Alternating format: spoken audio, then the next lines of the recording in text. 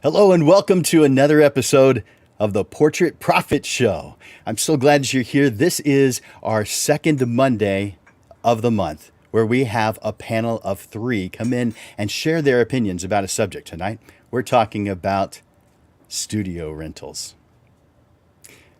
My name is Jim Landers, and my mission is simple. I help portrait photographers just like you make a great income doing what they love.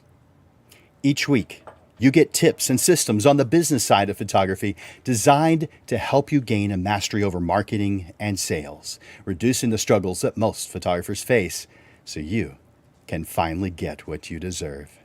You're in the right place. Welcome to the Portrait Profit Show.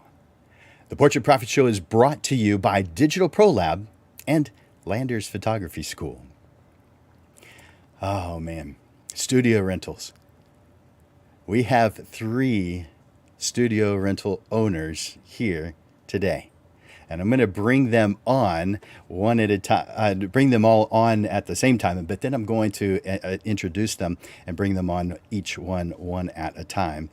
So let me bring on Vic Hernandez, Daze, and Randy Leyva. How you guys doing? Doing good. How are you? Good. Pretty good. So glad that you're here with us this evening to share what it is that you do and give us a little bit of insight and behind the scenes and what to expect when working with a studio rental. We'll also be asking questions about your motivation, what even got you started, what made you think this would be something fun to do or good to do or a good business idea, or how it's helping out photographers in the area. So once again, thank you for being here. And let's bring each one of you on one at a time. Let's see. I want to bring on, let's have Vic on first. Hey, Vic. Hey, how's it going, Jim? I'm good.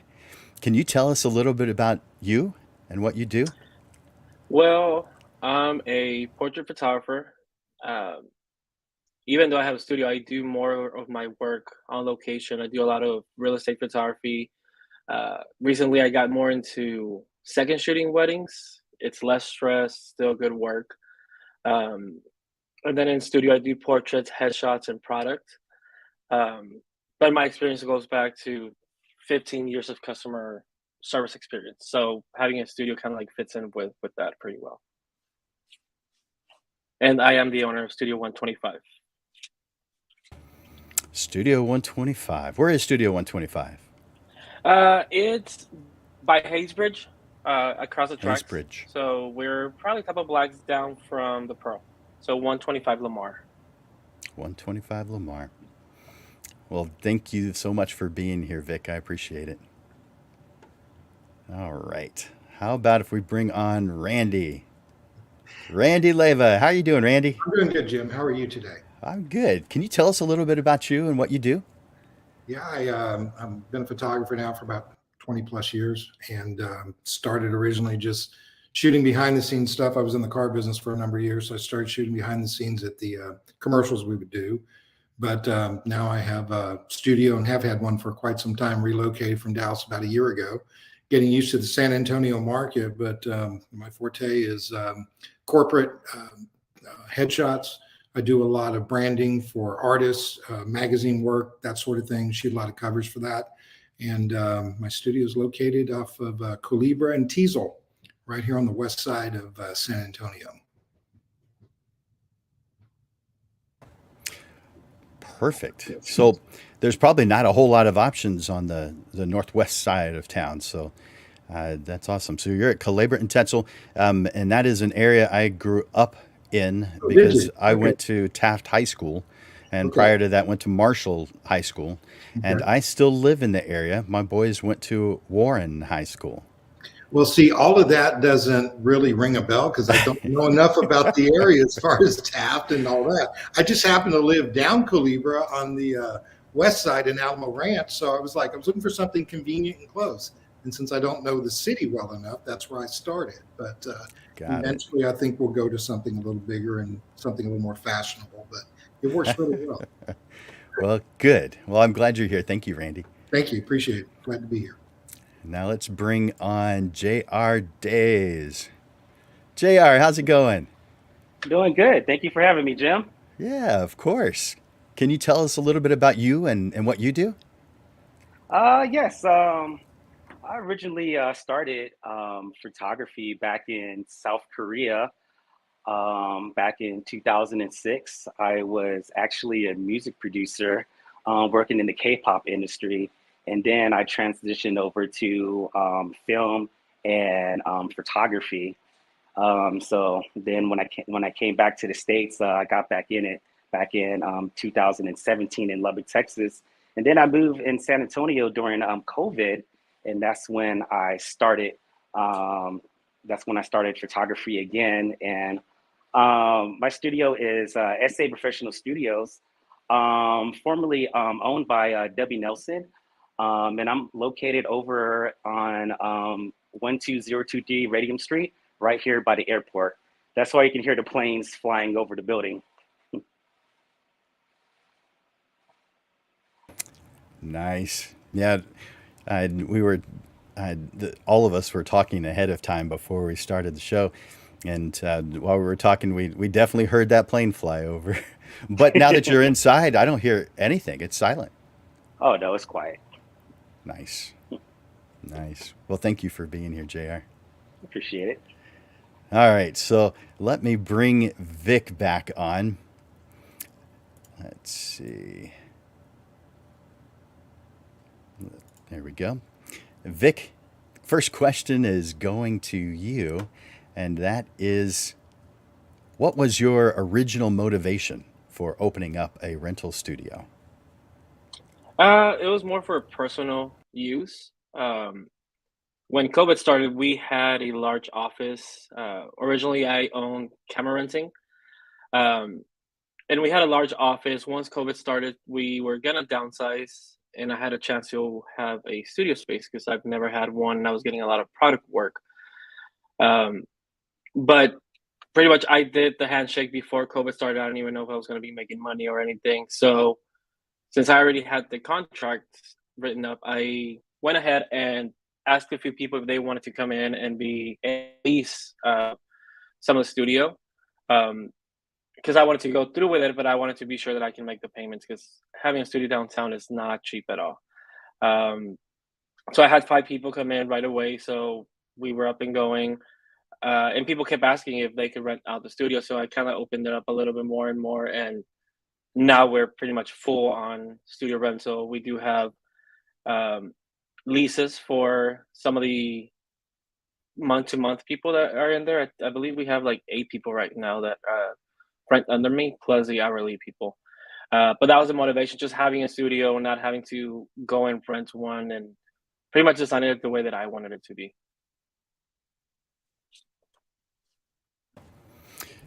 That is interesting. I wonder if that's how a lot of people start off is they need something for themselves, and if they're not using it all the time, they're happy that other people are using it, and hopefully it helps offset some cost. Yeah, it was supposed to be studio plus office, and then it went just to studio, and things just change. You can't expect things to be perfect all the time, so you have to adjust. And I kept adjusting, and thankfully, the need for a studio in San Antonio. I mean, we're a large city. I mean, 2 million plus. I mean, I don't even know how many people are here anymore. Um, and we didn't have that many studios. We had Debbie Nielsen and Josh Huskin, as far as I know, Yeah. in such a large city. So I was like, Yeah. adding one more is not gonna hurt. And honestly, we can have one in every single side of town and still be fine. I think you're right. I think you're right. Well, thank you, Vic. Let's ask that same question of Randy. Well, being the new guy in town, I was kind of the same thing. I recognized and noticed that there just wasn't a lot of studio spaces for rent. And coming from the Dallas area, starting off when I started as a photographer and needing studio space, I ran into constantly either it was on the higher end of what was available or it just wasn't available by the hour. It was more like a half day or full day rental. And I just wasn't in a position at the time to make it affordable. So having this space and having one studio area along with an office that allowed me to be available to a client, it just seemed like the natural thing to do. So I get a lot of people that are novice photographers, beginners, and also allowing them the opportunity to come in and work with studio lights, different backgrounds, different setups. And I just think that anytime you can get in front of, get used to it and not feel uncomfortable or scared by being in a studio environment, it just helps you and makes you a better photographer. So my whole thing was just really making it easy and available for people to have a place to go that they can feel comfortable with, and it was affordable. So that was a real reason behind it. Comfortable and affordable. That works for me. All right, great. Thank you, Randy. And let's ask that same question of JR. JR, what was your original motivation for opening your studio? Well, kind of like Randy, I'm pretty much the new guy. Came here right when when San Antonio was shut down. Came out of Lubbock. Originally, I was supposed to be working with a company out in Austin, and COVID happened, and there with that contract, so I had to basically like just start over. So at that time, I was just looking for a place to rent. So that's when I basically was a tenant under Debbie Nelson at that time. And then that's when I started during COVID. And then, things just kind of fell on my lap as I just started progressing. And then, when the studio went up for sale, at that time I was doing pretty good because I do a lot of branding and marketing.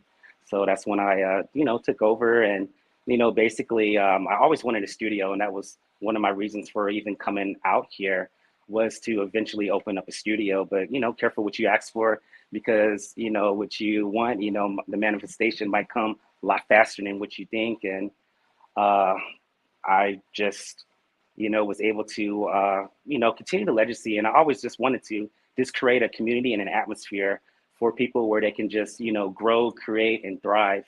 And I've always been in studios since Europe, Asia. I mean, it's kind of been like my passion and like sort of my life. So like, I just love this, and I just love the opportunity. And, like San Antonio is growing, and I mean, I can see great things happening. So we're going to keep on. Cool. Nice. Well, I've been to your studio, and I intend to go visit both Vic and Randy's studios. But you've recently increased the size of yours. Yes, I did. So so I have two companies. Capture That Media is more of the branding and content creation company with like website development, branding, marketing, and we do a lot of app development over here. So like this side is more so for the marketing and advertisement. The other side of the studio is the rental space. So we have an in-house salon, and then also we have two studios that's open and available to the public. Nice. Thank you for that. I'm going to bring you back here in just a moment, but I remembered Sure. I need to share something with the group. Uh, so I want to encourage you guys to ask questions and make comments. I see that a few of you already have, but I don't necessarily know who said it. So that made me think I better make sure that I tell you guys this before, and you'll see it scrolling across the bottom, before making a comment, or maybe now, grant StreamYard permission to use your name and photograph. And at the top of the feed, right where the video is playing, right up there, there's that link so that you can click on it, and I'll know who you are, and it won't say Facebook user to me. That way I know who is there and who isn't. And I also encourage you guys to enter in hashtag live. Post hashtag live. That way I know you're watching it live. By the way, if you're watching this as a replay, then hashtag replay. I know a lot of you will be watching this later as the replay, but so hashtag replay. But if you're watching us live right now, enter in hashtag live. That's after you get StreamYard permission, so that I know who it is that's here with us this evening. But again, ask your questions, make comments. I might be able to squeeze some of your questions in, especially if I really think they're great ones. So please ask those questions. And I am more likely to use the questions of those who I know who it is that's talking, just FYI. So please grant StreamYard permission to use your name and your photograph just by clicking that link. That's it. It's real easy to do. So let's see. I've got several of you that have Elizabeth and Janice. And let's see. Andreas is here. Jero is here. Miguel. Thank you guys for being here. Chuck is here. And a whole bunch of Facebook users. I'm glad you're here. Just looking through. Glad that you're here. So where's the link? It's up at the top. So where you're watching it right now, that's where the text is. That's where. So it's the text for on Facebook. If you're watching on YouTube, it's below. But if you're watching on Facebook, it's right there with the post. Right there with the post. And I'm glad you guys are here. I thought that was you, Tracy. I knew it was you. Good. I'm so glad you're here. Watching by iPhone, fantastic. All right, I'm going to get back to these questions. All right, I'm going to bring JR back to ask the second question. JR, what is your philosophy? What's going on in your mind behind the importance of having studio rentals available for portrait photographers? Now, you have it available for lots and lots of different things, but this show's the Portrait Profit Show, so that's why I'm gearing it towards what do you feel is the benefit to portrait photographers? What's your philosophy there? The philosophy is definitely having a nice space that is like just warm, calm, and inviting, but then also having all of the resources necessary for photographers to drive, especially like right now, as you know, we're almost hitting a recession. Everything is becoming like more and more expensive. It's just creating, the equipment. A lot of times, a lot of people say that, man, equipment is so expensive. And that's like one of the benefits of using a rental space is you can start your business and you can build up your clientele using the resources that we have in the rental spaces. And also it helps you be a little bit more professional when you're using a place that's like not at your house. So you can bring somebody in a more like conducive environment. Yeah. Hopefully I answered that right. Yeah, for sure. Absolutely. That makes a lot of sense. Yep. Was that something that you have evolved into or that you've really seen from the start? This is not my first time having a studio. A lot of people don't notice, but I actually had a production studio back in South Korea where I had a full a full onboard Pro Tools recording studio. So like I was like working with a lot of music artists, not just recording, but doing video as well. So like I never I didn't think that I'll be able to just walk into like the studio that was already like set up because, equipment is so expensive. And then, like just starting is really, really expensive. But the opportunities for having the space, it just helps you create more. So when you're in an environment where you can just create and you have all the assets, all of the tools, all of the resources, and most importantly, when you have the community, because that's the biggest thing is the community. You don't just have the space, but you have people that have the experience, they have the skill set, and they also have the passion to help you evolve. So you're never alone. And that's the most important thing of having the studios here in like San Antonio. And it's like not just me, like I heard like there's a lot of amazing studios like with Vic and like Randy, they have the space that can help everybody. And we honestly don't have enough. We need more. So we encourage, more people because the bigger we grow the community, the more it helps everybody out. Nice. Totally agree with that. Thank you, JR. No problem. Let's bring Randy on to ask that same question. What's your philosophy on the importance of having a rental studio available to portrait photographers? Well, I think the important thing is being able to utilize the equipment in a way that is going to benefit them. I think they need to understand how to use it and be put in an environment that they can make mistakes, they can learn from them. I remember when I first started out years ago, it was film. So, you had to use film, work with different lighting. If anyone remembers the old Novatron light system, I think I'm a master at it now, but back then I wasn't. And, new lighting techniques come around all the time. And I think allowing someone to be able to do that and work in a studio in an environment that gives them freedom and flexibility to try different things, I think that's important. Listen to JR talk, and I do a lot of music stuff too as well, and I do shoot a lot of videos. In fact, I shot one over the weekend in Dallas, and we went to a studio there. And the funny thing was, when you list everything and you show it, one of the things was it was about a 3,500 square foot area and supposed to have lighting and supposed to have air conditioning. When we got there, there was no lighting, there was no air conditioning, and it got pretty warm in there. So we managed to pull it off and we made it work, but it would have been a whole lot nicer and more comfortable with the artists and the backup singers and dancers and whatnot that we included in the video to be able to provide a space that was what it is supposed to be. And for us, or at least for me and myself in my studio, whatever I've listed and is available or is an extra for them to utilize it, I think it's important to be able to do that and provide that for a new client.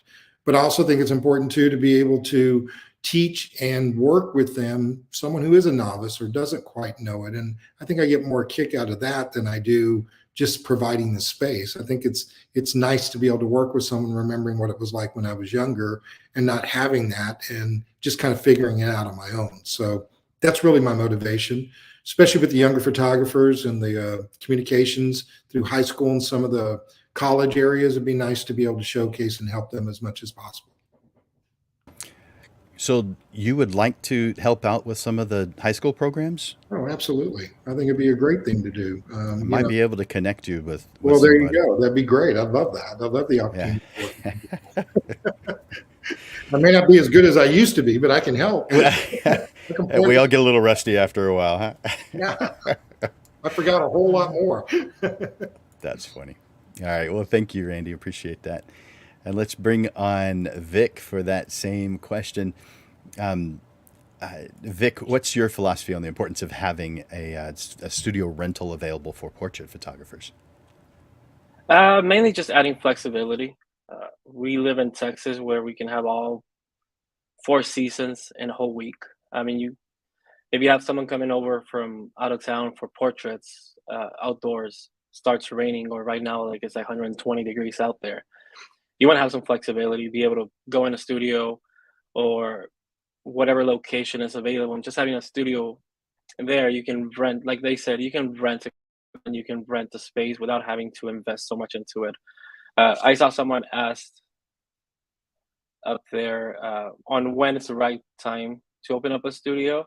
I say whenever you're making enough money and when you're booked enough. So if you're booked every single day, then yes, open up your studio.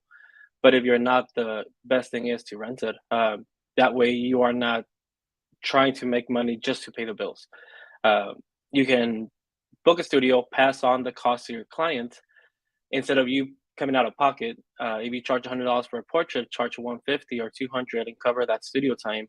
You get your profit, and then you have the studio space available. But it just adds flexibility, makes it cheaper on your side. I mean, we have, for example, the Pro Photo lights. Those are $2,000 a piece.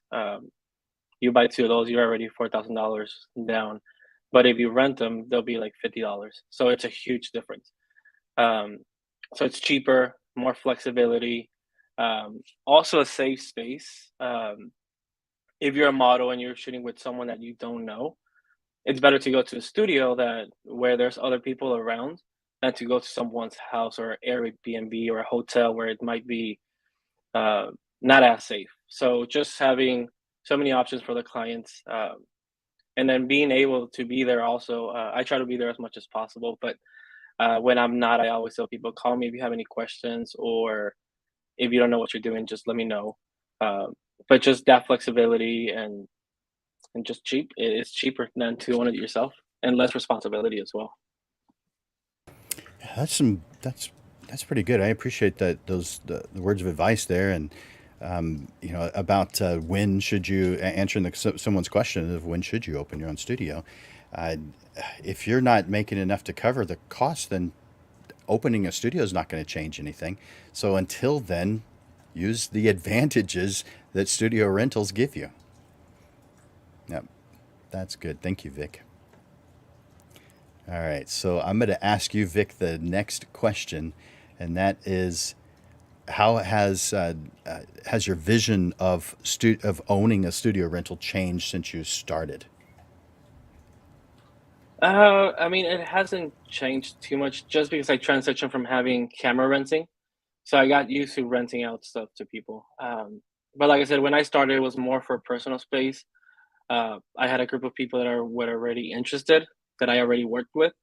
But then COVID changed everything. Some of these people started traveling more. Other people started working from home.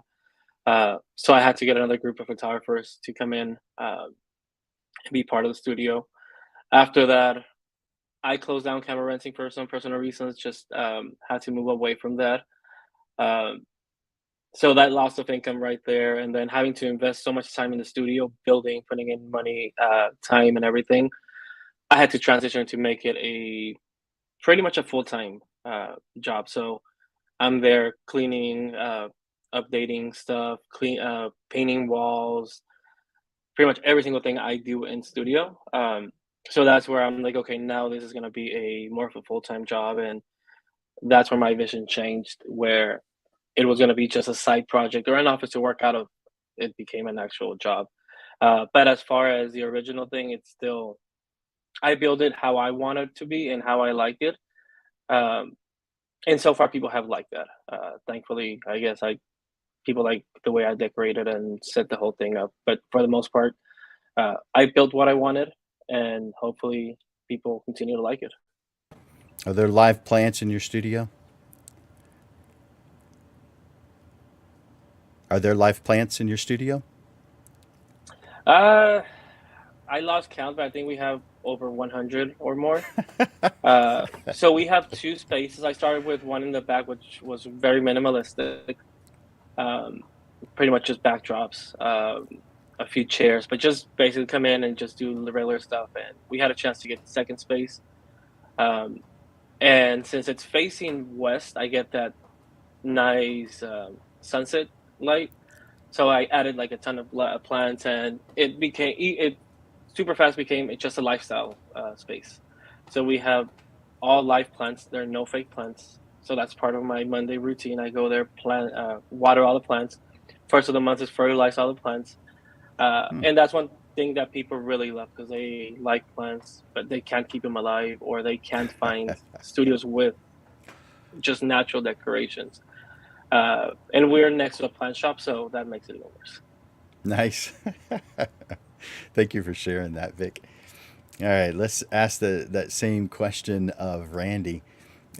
Randy, how has your vision of having a studio rental changed since you started? Well, I mean, for me, just being new to the city and being an opportunity to to advertise that brings more opportunities and business opportunities my way.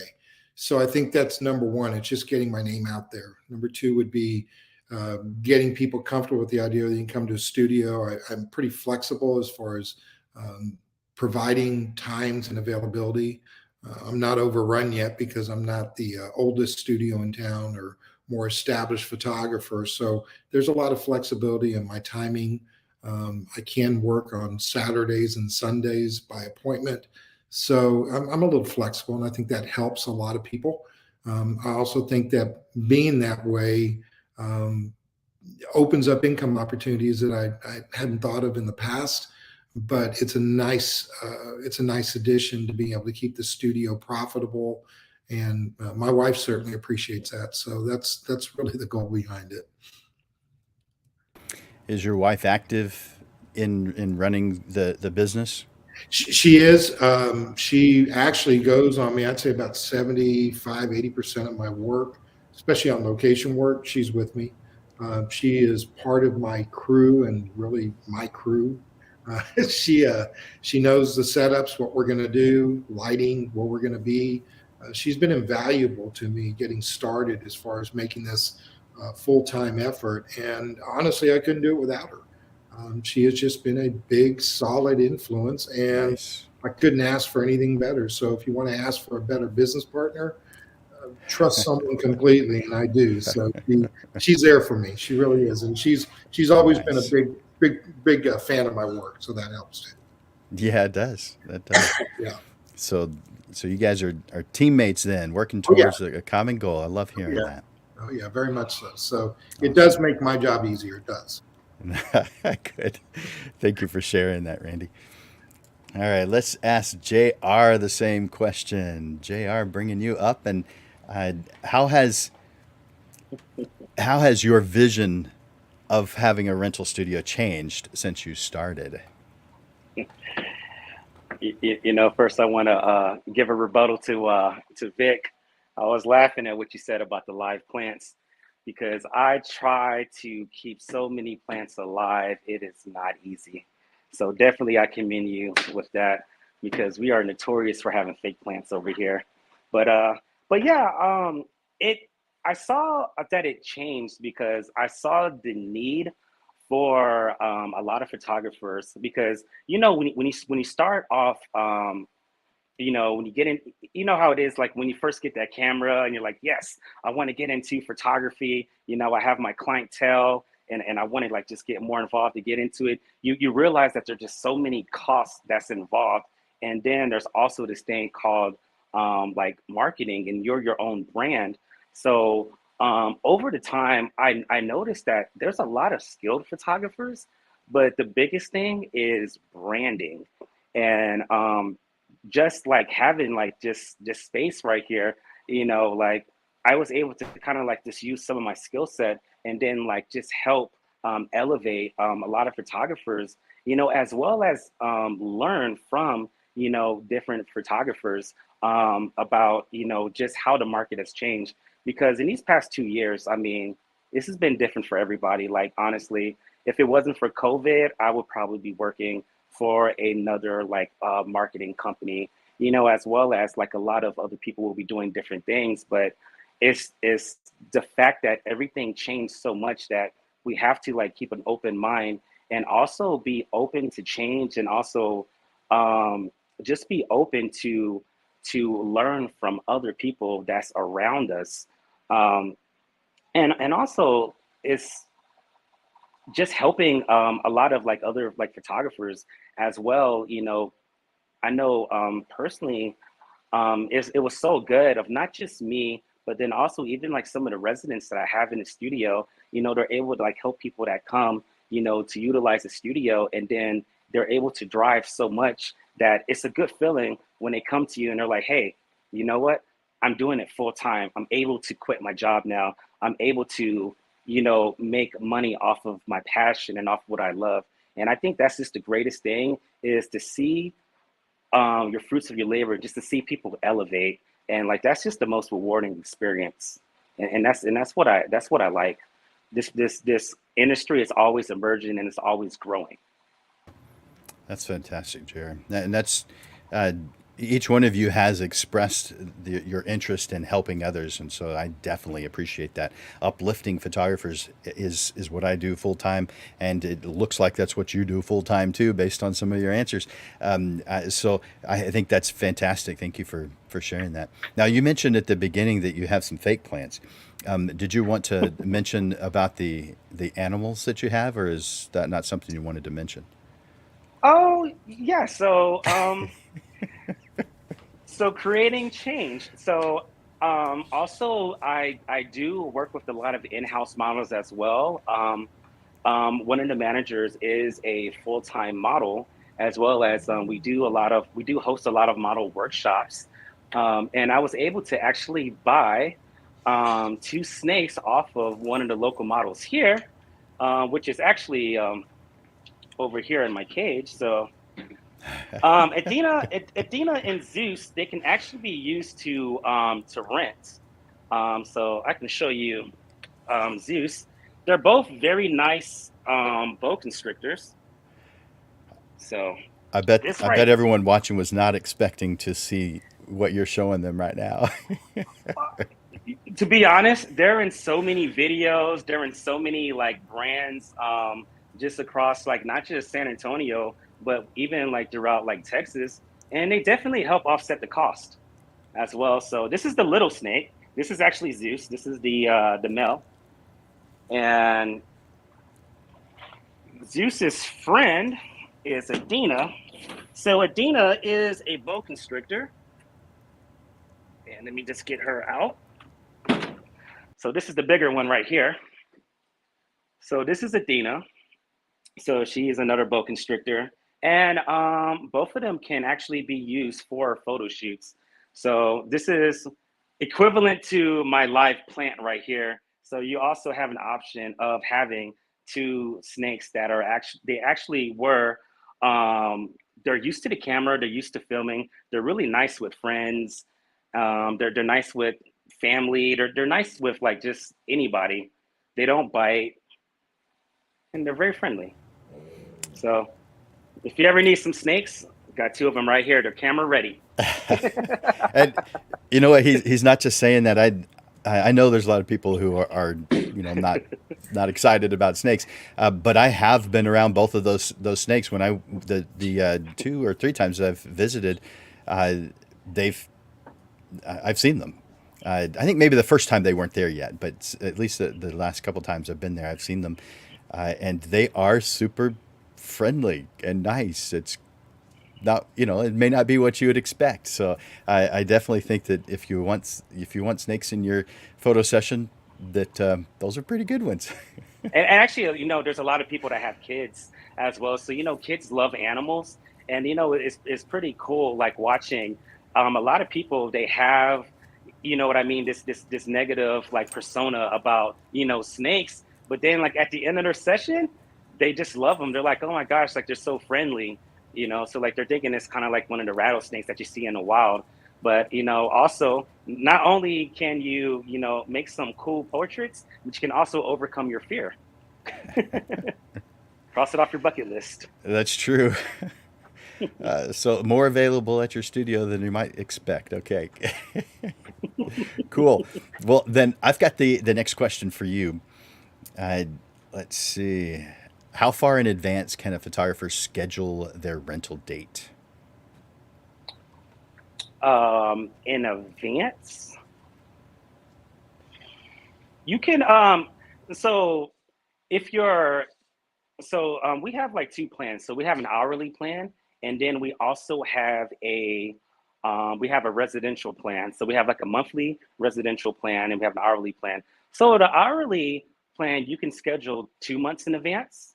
But if you're a resident, then you can actually schedule 4 months in advance. But then like sometimes like if you're like one of the residents that's been here for like a long time, or if you have an office space, then you can even schedule up to 6 months in advance. And that's actually been pretty good, because like even like right now, some of the residents, they are already scheduled for Christmas. So like November, December, some of those dates are already booked. And that's the cool thing about like having that, being flexible. That's a lot of time. All right, cool. Thank you. All right, so let's ask that same question of Vic. Vic, how far in advance can a photographer schedule a studio rental with you? So in advance, we don't have a time frame. If you're doing hourly, you can book for next year if you want to. You can book whenever. We do not do refunds. That's the only thing. But we do reschedule. So, for example, if you're a local photographer, you already have a job and they do cancel, we can just reschedule. You can use that time for something else. And I do tell everyone is like, in your deposit, include that studio rental. That way, you don't lose out on your rental. You're actually getting your money back from the actual person that hired you, and then you still have those hours that you can use for the future. We also have the monthly tenants, and those are pretty much, it's a monthly payment, and you have to be there for at least 6 months, and then you're there month to month. And they are also allowed to book pretty much there is no time frame or time limit. But I do ask them like, if you get canceled, just be sure to take it off the calendar. That way the availability is open and we don't lose out on that, because they don't get a cancellation fee or anything. The cancellation is free, uh, but we don't want to lose on that money. And then as far as how soon can you book, it used to be 24 hours, but I haven't announced it yet. But we're gonna be doing pretty much you can book an hour before you shoot. So if something happens, if you're shooting like a maternity and you were gonna do it outside, but it's too hot, you can book the studio if it's available within the next hour. So because you never know what happens. So pretty much you can book as soon as 1 hour, and then there is no limit on the time ahead. But like I said, there is no cancellations. There's just reschedules. Okay, that sounds good. Thank you for sharing that with us. I mean, that's makes sense. Uh, you're booking for the time. If they don't show up, that it's the time that they bought. Yeah, pretty So, much. and you're allowing them to reschedule. That's generous. I don't know that It that others do that or it's a not. case to case basis, because we've had people that try to reschedule two, three times, and it gets to a point where I'm like, okay, not Yeah, anymore. yeah, And with COVID, and we do rent. Most of my renters are like family photographers, newborn, maternity, stuff like that. You never know what happens with them, and we want the client to be back. Like we don't want to lose a client for $100. Like it's not really worth it. Where if I reschedule, it might be back 4 or 5 times, and I already made $500. Uh, so it's just that customer service. It comes in handy, but you don't want to get taken advantage of. So there is some limitations. that makes sense. Very good. Thank you, Vic. All right, let's ask Randy that same question. Randy, how far in advance can a photographer schedule their rental date? Well, I mean, I'm about 30, 60 days. And really, it's only because I'm flexible right now because I don't have a lot of that booking business like the other two do. So right now, I'm pretty open. I'm pretty flexible. I think it'll come a point in time where I'll be a little bit more on line with the rest of Vic and JR, how they do things. So I think for right now, it's just being available is just getting it started to where I am renting is the key right now. But I think in time, I'm going to have a little more structure, more parameters in place. But as of right now, I don't see anyone booking a year out. But I do see. I think the longest one was 30 days. One was 45. So, and they kept it. Everything was good. So no problems. But yeah, I'm pretty flexible with that. Nice. Thank you for sharing that. I appreciate it. Well, let's ask you the next question.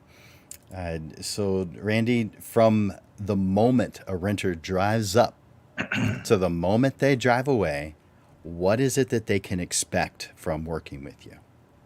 Well, one thing they can expect is plenty of parking. So we have that available. It is a secure area. My building side that I'm one of 4 offices, and they're spaced out pretty well. So it's easy access. I have 24-hour access at my facility. And with the studio and then the office part of it as well, there's more than enough ample room to shoot. I do greet them. If it's a novice photographer, haven't really gotten familiar, I don't cut into their time by taking 15 or 20 minutes to show them where everything is and make sure they're comfortable shooting. In fact, I actually invite them to come in 30 minutes before their scheduled shoot, so they have a little more opportunity to get comfortable with lighting and backdrops and what to look for, how to put it up. Because even if you have backdrop stands and different backdrops, doesn't mean everyone's comfortable. Same thing with lighting. Being able to use a pocket wizard or whatever format that you're comfortable with, just making sure that they're good to go. And then during that time, if it's a novice or someone who's a beginner, I stay available in my office. So if they need something or if they need to ask me a question, I can be there for them. But I generally want to make sure that they're comfortable and ready. If it's someone who's more seasoned, say someone like ourselves that has been around a while, then definitely I give them privacy.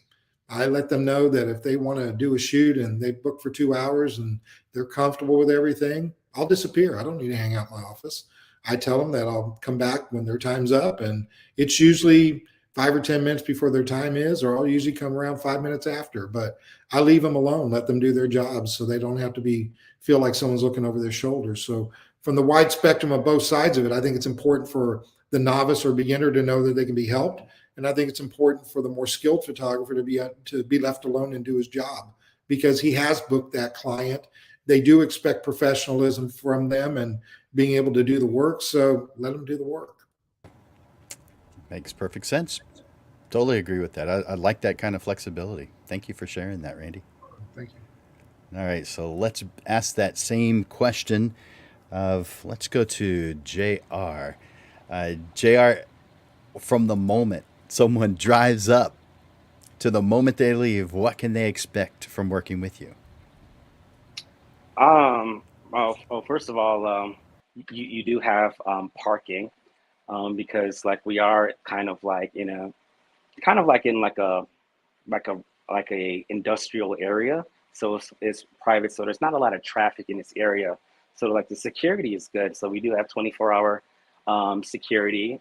We have parking, and pretty much you have that at home feel. So if you're a beginner, we always will give you a tour, or whoever's there, like somebody like staff is going to give you a tour, so you can like know where everything is.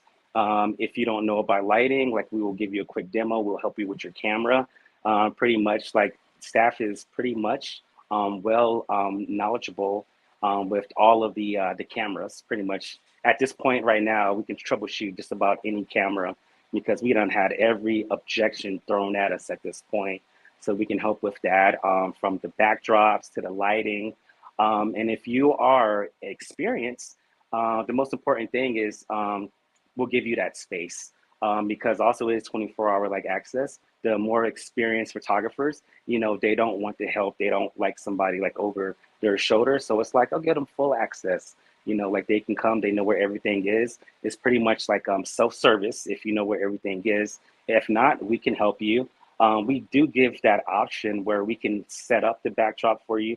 We can set up the lights for you. That's an additional $35 fee. So that option is used for a lot of beginner photographers.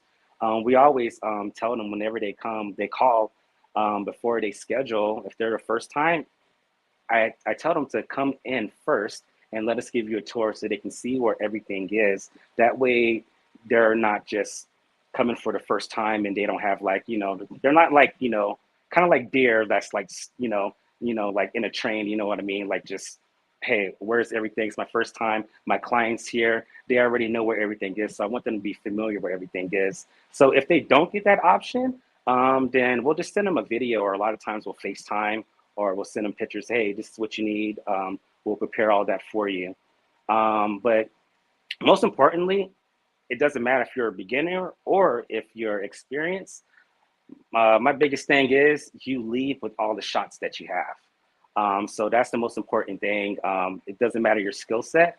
I always want to make sure everybody leaves with good photos. They have good videos. They have, the shots that they came for, because this is what they came to rent. They wanted a more professional, photos. If not, they could have done it at home. So like, that's the biggest takeaway from over here is we're going to make sure that you did some good photos.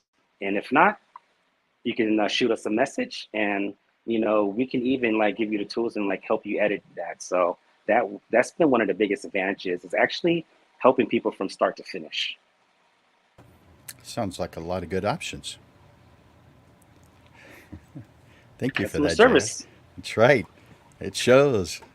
Thanks, JR. And let's ask that same question of Vic. All right, Vic, from the moment someone drives up to the moment they drive away, what is it that they can expect from working with you? So it just depends. I try to meet every photographer the first time they rent, and it all depends on if I'm not booked. Because like I said, I do a lot of real estate photography. Um, so if I'm booked and I can't be there, I will for sure be on the phone. While taking photos of the property, I'll be on the phone trying to give them the walkthrough. Um, when they walk in, they're gonna get the wow factor on either side because yeah, like I said, I have like 100 and something plants. Uh, we have a big wallpaper on one of the spaces.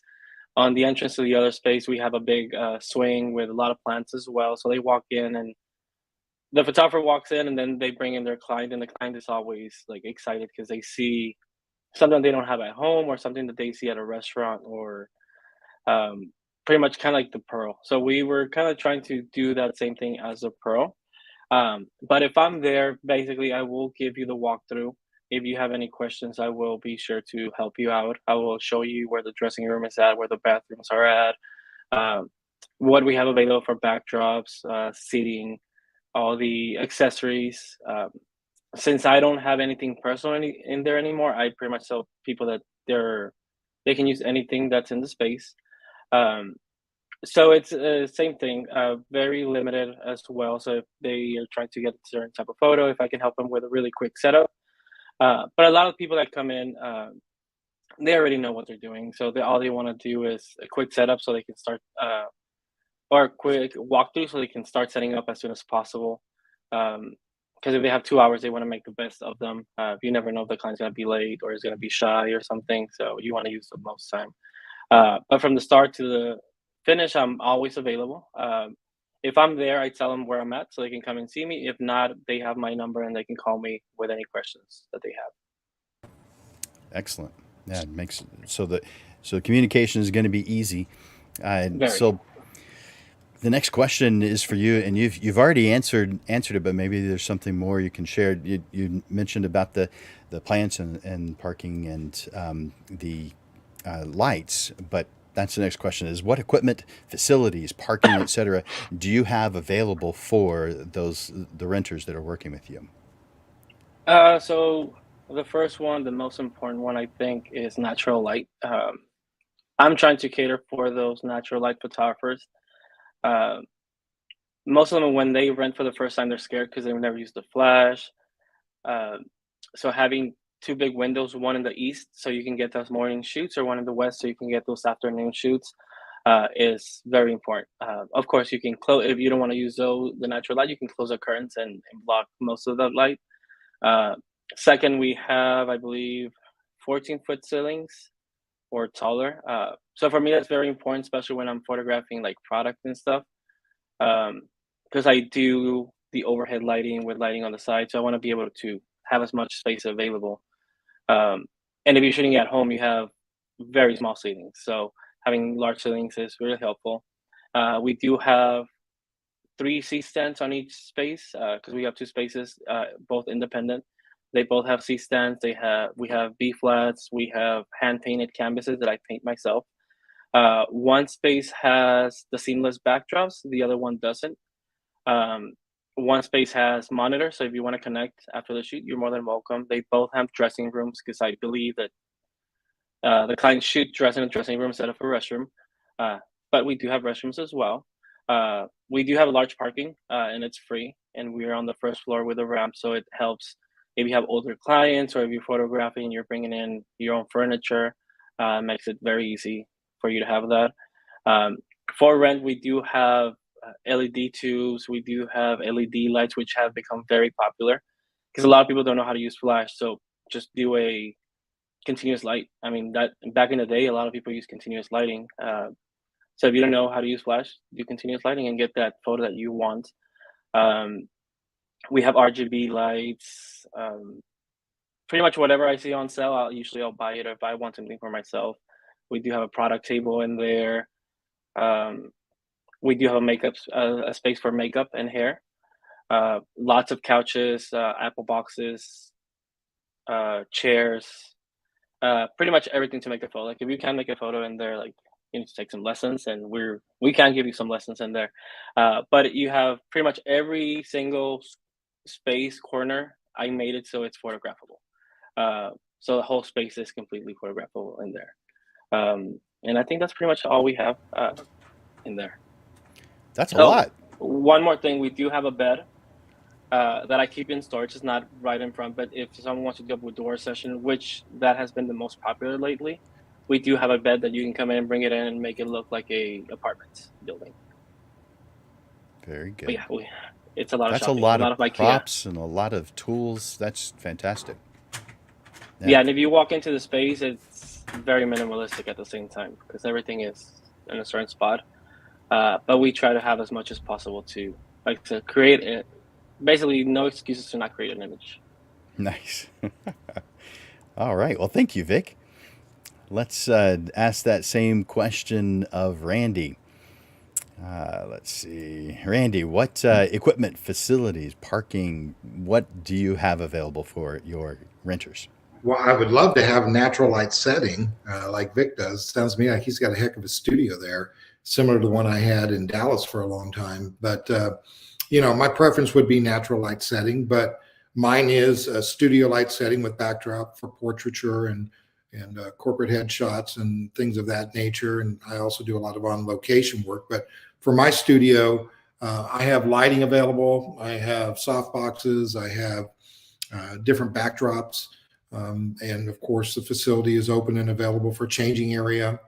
We have a bathroom right down the corner there, also with a makeup room. So we try to provide and give everybody the best that they can work with. But it is definitely set up for portrait lighting, studio lighting. I do have a little flexibility in the space I use, but it's all pretty right there in front of you, pretty much right there in front of you. So anyone who wants to learn studio lighting, we all know how difficult that can be. We also know how, especially with a younger or a novice or beginner, it can be a little intimidating. So we take the time to help them and assure them using it is not going to be a problem. As far as the facilities go, they're clean. It's 24-hour access. We do, take care of the COVID afterwards. We spray everything down. Everything has been taken care of and disinfected before the use. Our parking space is open and no problem there. And again, we also I have an area available for water and refreshments of that nature. So people want to utilize it while they're shooting. I don't have a lot of extra space to work in, but I can accommodate 3 or 4 people comfortably in the area and be able to use and focus their attention on the best work available. So different lighting and setups and softboxes and backdrops would be the key for them. Well, that is a lot of stuff. And of course, since you're willing to give them some of your time beforehand before they even get going, they have a lot of tools available, and they'll have at least some idea of how to use it, even if they're brand new. Yeah, most definitely. I think it's important for anyone, and I think JR alluded to this before about everyone's camera is different, everyone's setup is different. You have enough expertise to be able to walk them through it. Check your lighting. We also make available light meters for them as well. Maybe a little old-fashioned, but I think some people appreciate how to do that. Not everybody can.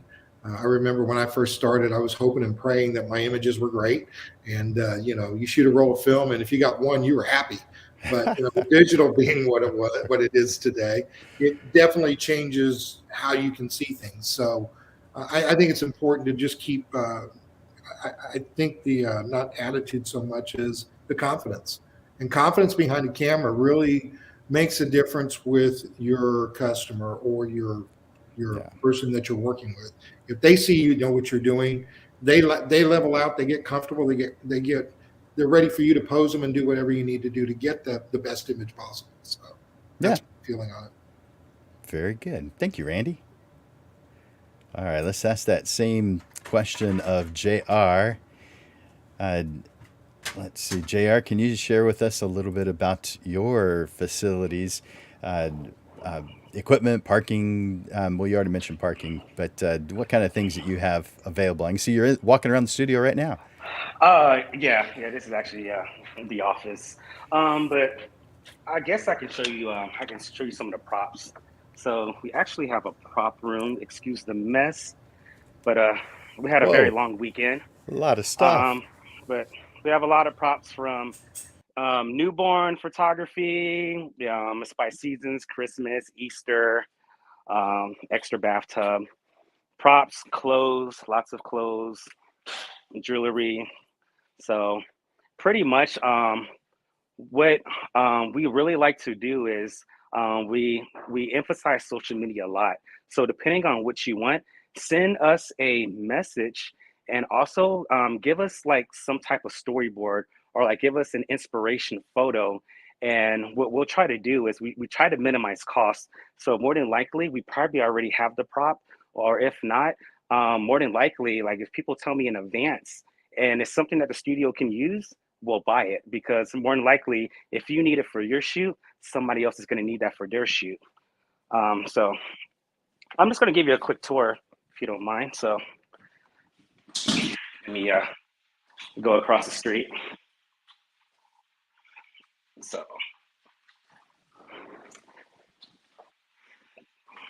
So pretty much this is the studio right here. So this is the parking lot. So we have the parking space right here, and also we have the parking space right here. So this is pretty much all of our area. So for the moment you get here, you can walk in and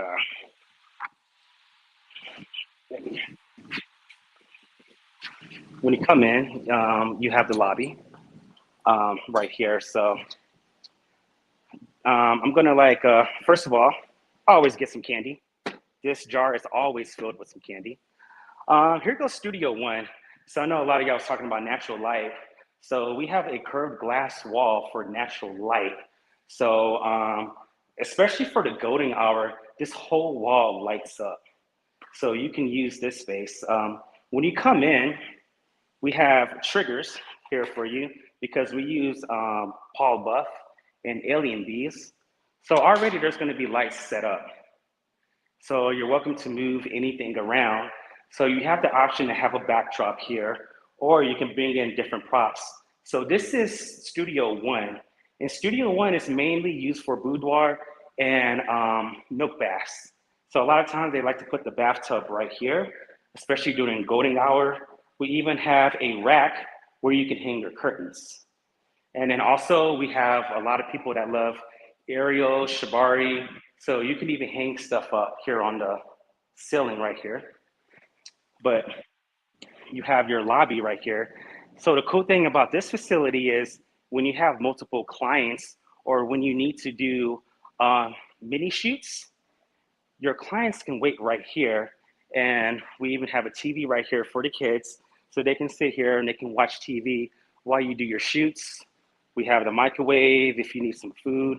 We also have coffee and all the condiments right here. The water is going to be right here.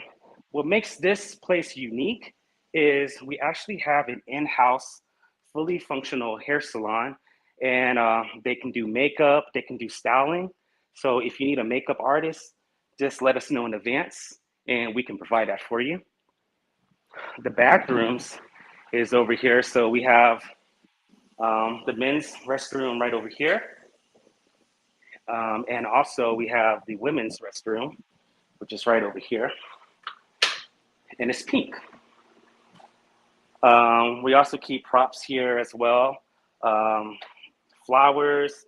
This is the hose and a pump for the bathtub, which I'm going to show you in a minute. We even have swings.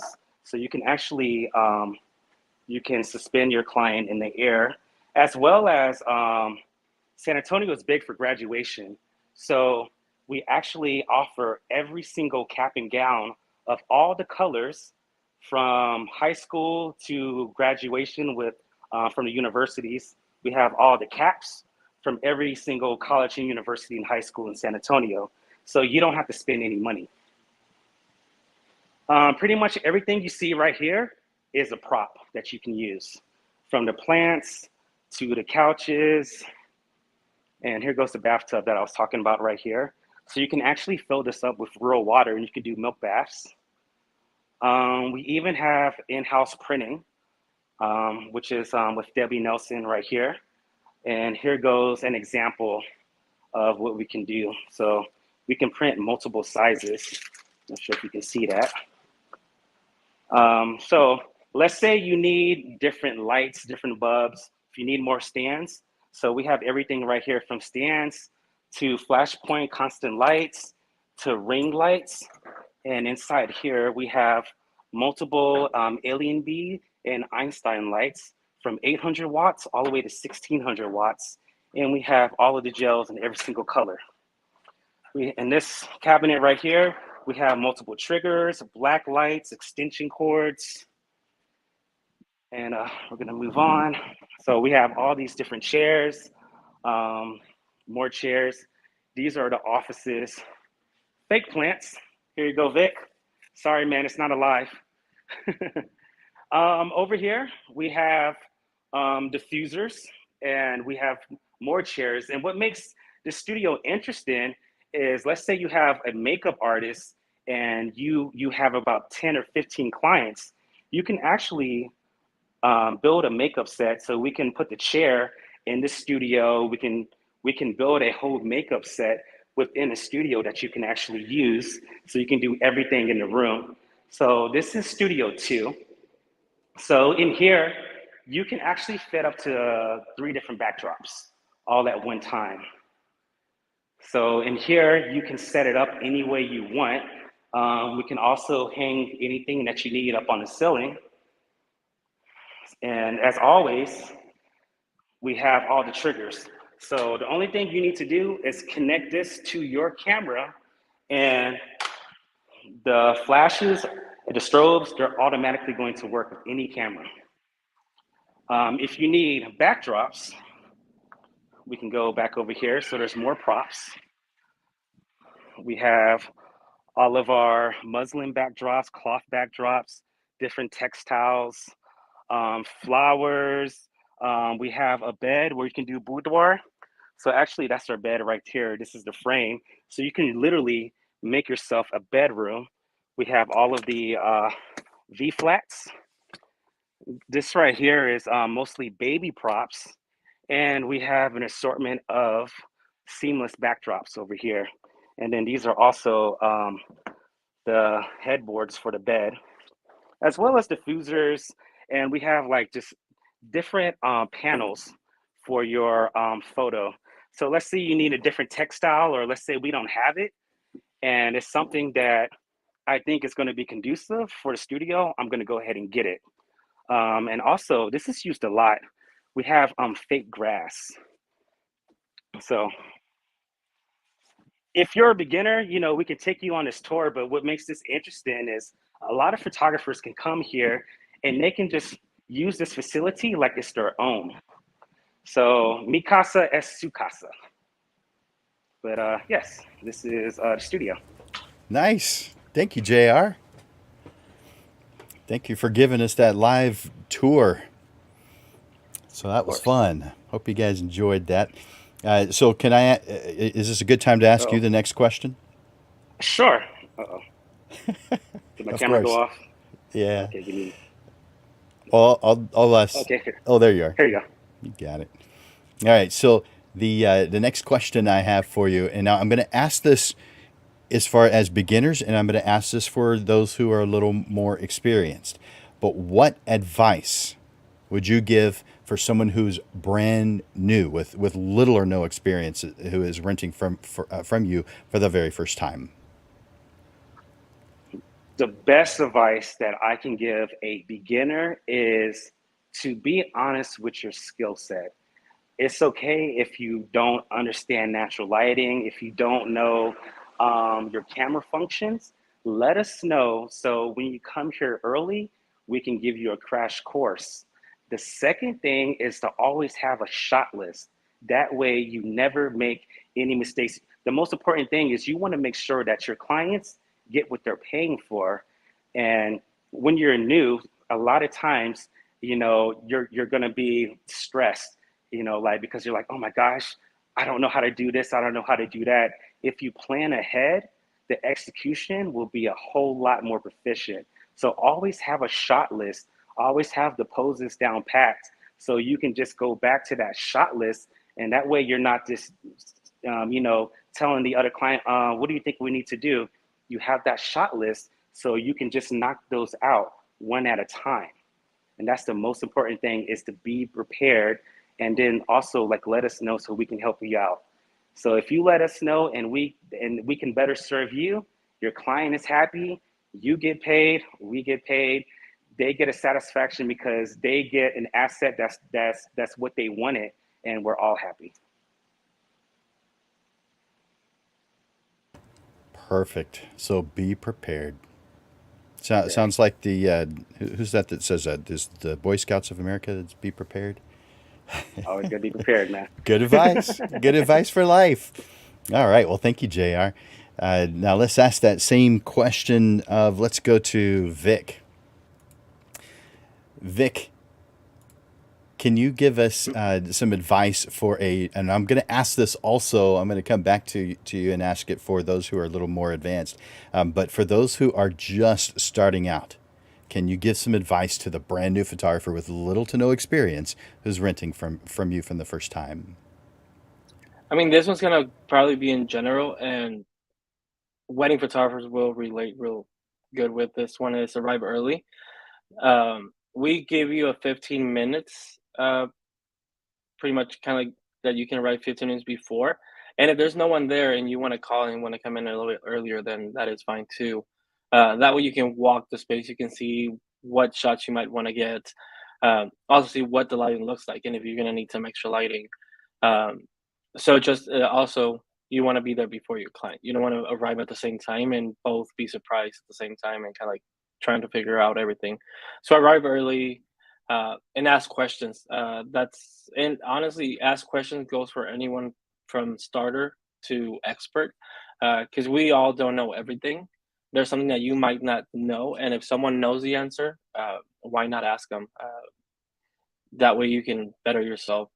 But as a beginner photographer, I remember when I started, I was kind of like just trying to figure out everything on my own, or maybe see a video here and there, which YouTube didn't have that much stuff out there.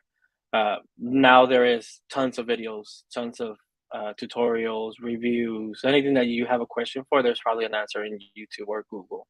Um, and then once you walk in with us, now you can have a face to face where, hey, I'm trying to get this shot. Do you know how we can get it? If it's a quick little walkthrough, then we can help you out with that. But it's just a right time. Like JR said, be prepared and ask questions. Don't try to figure out on your own, especially on your client's dollar. Um, Maybe do a trade for shoot on your own for those. Um, but if you have a question, just go ahead and ask it. I mean, what's the worst that can happen? I don't know it, and we search it on Google and figure it out. But yeah, I mean, I would say those are the most important things whenever you're coming to a studio, especially if you've never shot in a studio before. That's good advice. Yeah, not. I mean, as you grow and you learn when you're just beginning, you kind of are doing that on your client's dime, their dollar. But being prepared for the session and not using the entire thing for your education, but actually getting stuff done for them, unless it's a TFP, time for print, or digital files or whatever you're trading for. Yeah. So yeah, good. Thank you, Vic. Now let's ask that same question of Randy. Randy, for the new photographer, the brand new photographer, the first time ever in your studio, and they've had little to no experience of anything, what kind of suggestions or recommendations you're going to give these guys? Well, first of all, before we go into that, I want to just say, JR and Vic, especially JR, you got a beautiful setup there. You really do. It's amazing what you're offering and making available. So kudos to you. Vic, same thing from what you described your studio as. I think you both get it. You both are there to operate in a way that allows everybody to have more flexibility in what you can make, and you don't miss any shots or setups. So kudos to both of you. I'm a fan of both of you right now. But to answer your question, Jim, one of the things is take away the fear of making mistakes. I think it's important for a new photographer to make mistakes. They're going to make them. I think if they start getting caught up in the fact that, oh, I don't know this, I don't know that, and they trip over themselves, I think you got to allow yourself give yourself a gimme. You know, it's like playing golf. You know, if you have to throw down a mulligan, throw it down and hit it again. But it's okay, because you're only going to get better at what you've learned and knowing what your limits are. I think a lot of photographers try too much too quick. They got this great camera, whether it's a $12,000 rig or a $150 rig that they bought off eBay. You're going to have to learn, and you're going to have to figure it out. Once you've done that, you're going to know what your capacity is. You know, I didn't go into this thinking I was going to be a wedding photographer, because I'm not. I don't care for it, but I do it, and I can do it really well. But you have to find your niche. And once you do, or niche, excuse me, Once you do, then I think you just get better and build on it. But as a beginning photographer, make mistakes, you know, figure out what you can't do and then figure out what you can get better at. Yes, there's a lot of tutorials out there. There's amazing people online that are showing these things that can make you a better photographer, but you have to do the work. You have to be in there, put your gear up, start, load it up, plug in and get ready, and then figure out what you're doing and then how to get there. And if you have someone that's a mentor or someone that can show you, or take the 15 minutes early, or go and do the tour with one of these professionals in the city, Vic, JR, even myself, I would definitely take that time to learn a little bit more, because each time you set your camera up in front of a client and each time you do something different, you're just going to get better. But don't be afraid to fail. And I think a lot of photographers think that they have to be perfect the first time they set up a shot, or the first time they're in a studio. You're not going to be. So don't be afraid to fail. And once you've got that in your head, you're only going to get better, because it does give you confidence in failure. And learning that, I think, is important, because it will make you better. And then you're going to have the studious type of photographer that's going to read the book, go learn everything there is to learn and get better that way. And then you're going to have the photographer that just has a great eye, and he's not technical, but he's going to feel like he can make that shot and make it work for the client, so they can ultimately look at it and go, that's great. That's what I was hoping for. So don't be afraid to fail. That would be my advice. That's some good advice. Yeah, they're going to. Yeah. So it's part of the deal. And even those of us that have the 30 plus years experience, like you and I, it's not that we don't make mistakes. It may be that we can correct them easier because we've experienced it before, but we're going to. And so giving ourselves that freedom to make mistakes causes us to be able to fix them. And I made a post earlier, and I have a feeling you're going to agree with this one. The people talking about being comfortable and how something makes them uncomfortable is a bad thing. My thought is, man, if you're comfortable, you really don't get anything done, because there's no reason to. It's uncomfortable that causes progress. Exactly. I agree with that 100%. So thank you for sharing that. Now, here's the next question. What happens if someone has been around for a little while? They're experienced, they know how to use the lighting, but they're at your studio for the very first time? I just think just knowing who you're speaking with from the beginning. So I usually ask some basic questions. Are you comfortable? How long you've been shooting? Would you rate yourself as a beginner, an intermediate, or a professional? And you can still be a professional photographer and not have your own studio. Maybe it's not cost prohibitive, or maybe it's just not in your timeline right now. But if you're a professional, or someone that, like yourself or the other crew that's here, I give them a wide berth. I don't feel like I need to be there babysitting them. I might take 3 or 4 minutes, maybe 5, just to give them a rundown of where everything is.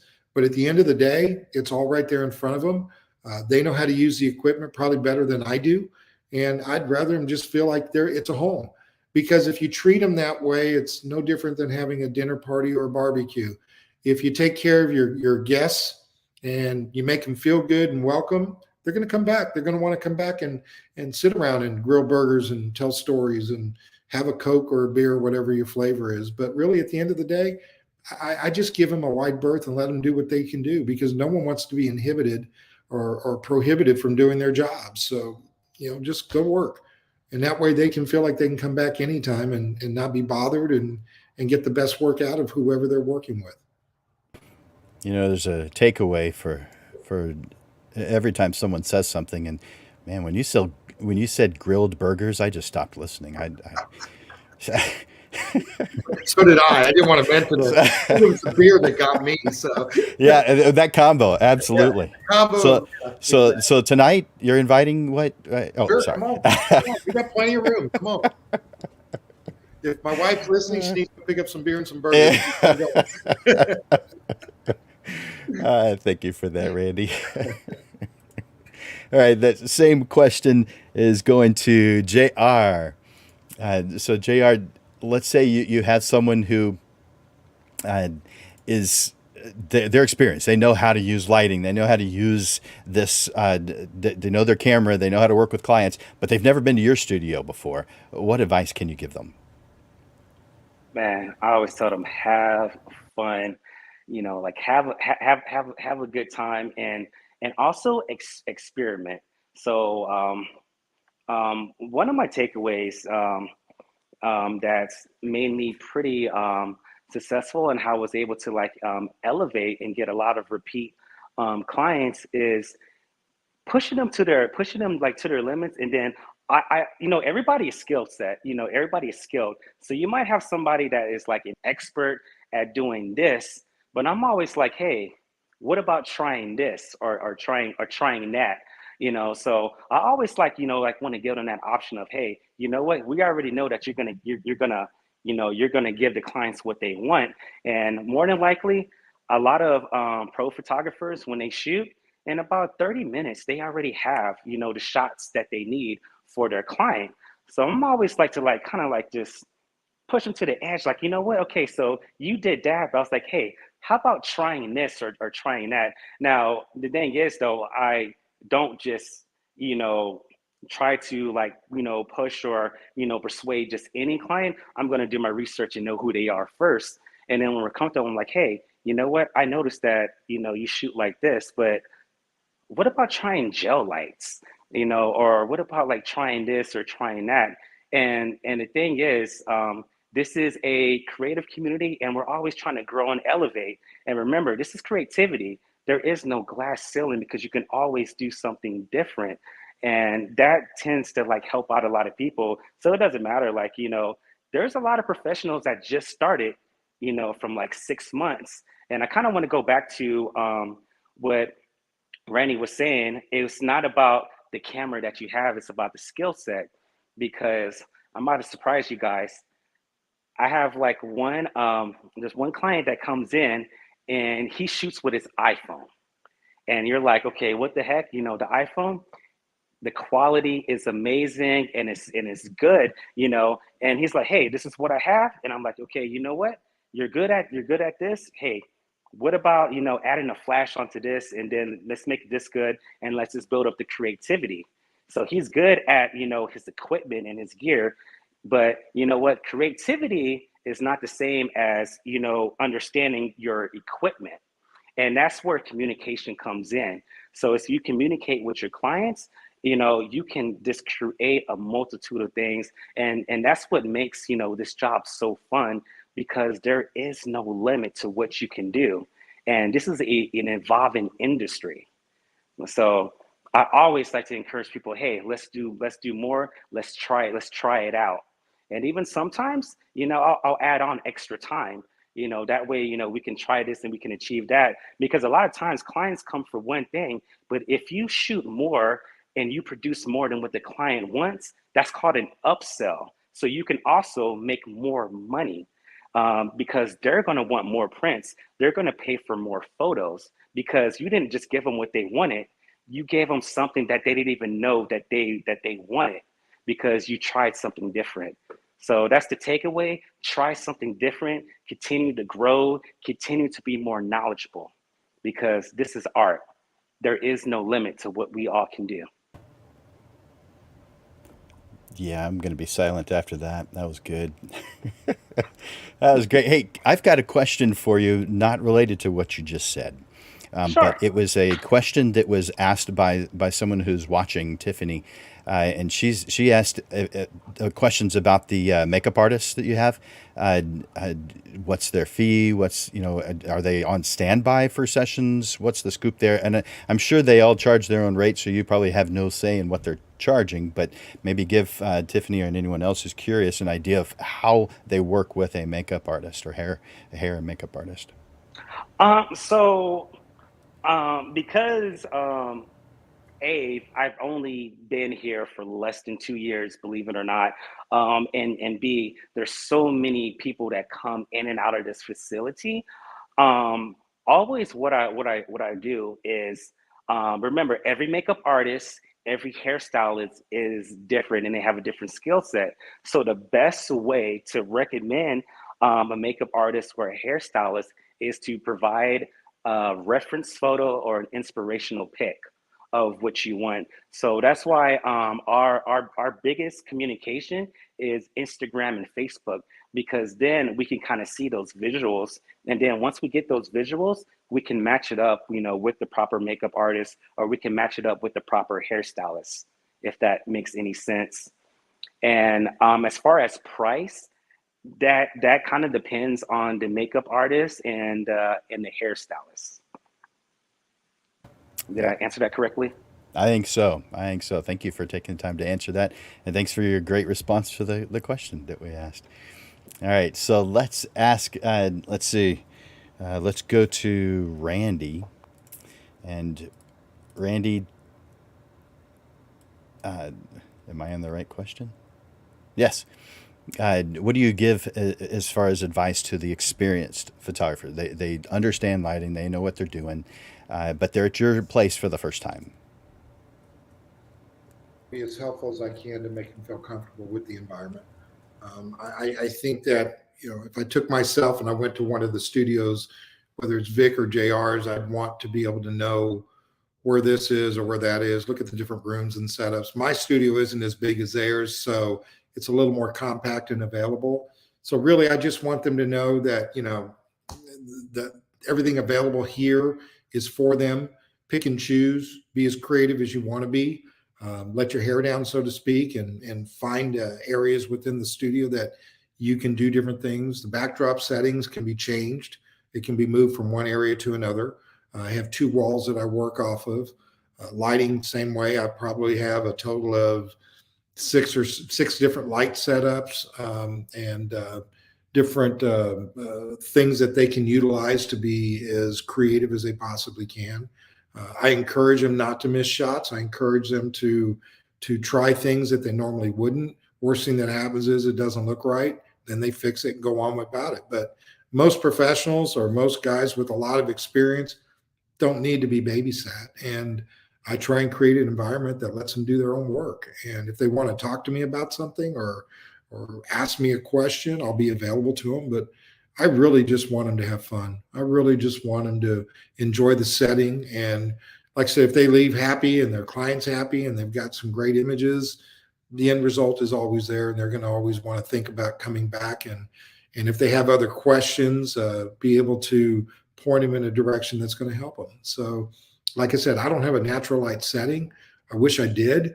But for them, I would make sure that if they had other questions or anything else, I could give them a recommendation to one of the other studios, JR or Vic. I mean, I have no problems doing that. Sharing information is always good with a photographer. And you don't always get that. I think sometimes people get a little closed-minded and they want to hold on to everything. But really, I think sharing and being creative is the key.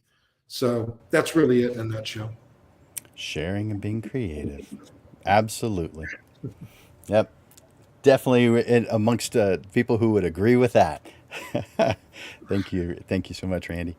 All right, so we're going to ask the same question of Vic in just a second, but I want to remind you, if you're watching live, enter in #live. Make that post, #live. That way we know you're watching live. And if you're watching the replay, it's #replay. But if you're watching live, do me a favor and hit #live. That way I know that you're here. Also, if you haven't already, click on that link at the bottom of the post. It's up at the top, but it's at the bottom of the post, the very original post that says give StreamYard permission to use your name. That way I know you're there. Otherwise I actually don't know. It'll say Facebook user if you post something, but if you don't post anything, I'll be totally unaware that you're there.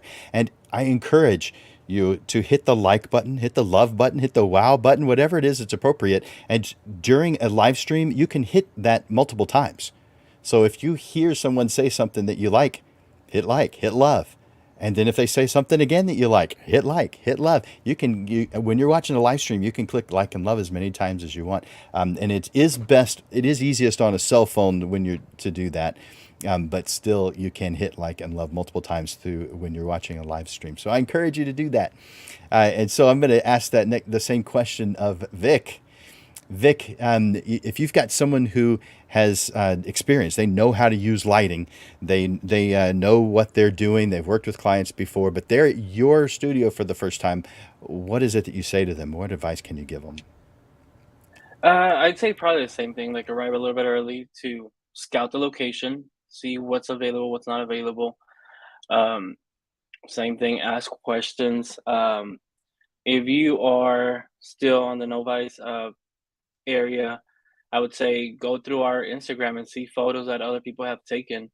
Uh, Maybe even message the photographer. Every photographer that tags us, we reblog, we reshare on Instagram, um, and tag them. So if you see a photo that you really like, uh, reach out to them and see how they got it done. And then as you progress, the good thing is to learn how to get photos done without taking that many. I know when I started, I was getting 500, 1,000 photos for a portrait session, and now I'm down to maybe like 100, 150. I mean, for headshots, I take 15 photos, and from there, it's done.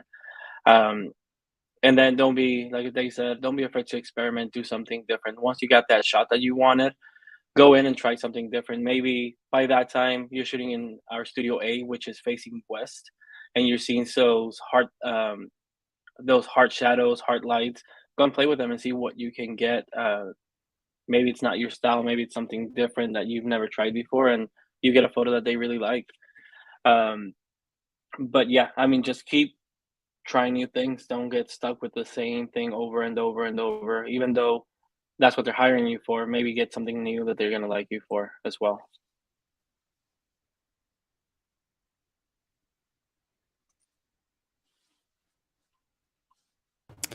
Perfect. Sorry about that delay. I was sending a private message to our panelists. So good advice. I mean, and definitely showing up early. You'd think that people would know that, but if they show up a little I bit have late, they just lose time, right? I have so many people that show up at the same time as a client, and it's kind of one of my pet peeves. But that's not my Gotcha. business. They're their own independent business. But I'm like, no, arrive early or ask questions. Come in and ask me where everything is at. But I got used to. I've been working since I was 15. I'm 36, so 21 years customer service Nice. experience. And you got to be out at your job 15 minutes early. That way you can come in, clock in, and do whatever you have to do. So I feel the same way when it comes to photography. You got to be there before your client so you can greet them. You don't want to be getting your gear ready while they're sitting there just watching you. Um, Makes the team more professional, more ready, and then you're less stressed out um, when the client arrives. Because I've seen photographers just run in circles, just trying to get a shot done. They're not done, and then they leave the studio a mess, which it's Oh understandable. man. But if you come in Hmm. early, you got everything ready. I've seen those photographers that arrive 30 minutes early. They come and hang out for a little bit, and then they're done early as well because they already know what they wanted. Um, but as far as like, for example, wedding photographers will know that you show up early. You don't want to be there and get surprised for other things. Yeah. Well, it makes a lot of sense. All right. So this is the last question, and any closing thoughts that you want to share. And I'm going to start with you, Vic. So that's both the question and anything that you want to close Yeah. with. So here's the question: what advice would? Oh, that's not the question. Here's the question: how does someone schedule to work with you? How do they get on your schedule? What do they need to do? And what happens if they need to reschedule? Or are there any rules they need to be aware of? What do we need to do in order to work with you at Studio 125? So it's very simple. We have the website, which is the125.com. Once you go in there, we do. Let me see if you can guys can see this or not. On the website, if once I scroll down, you can actually go see the studio right now.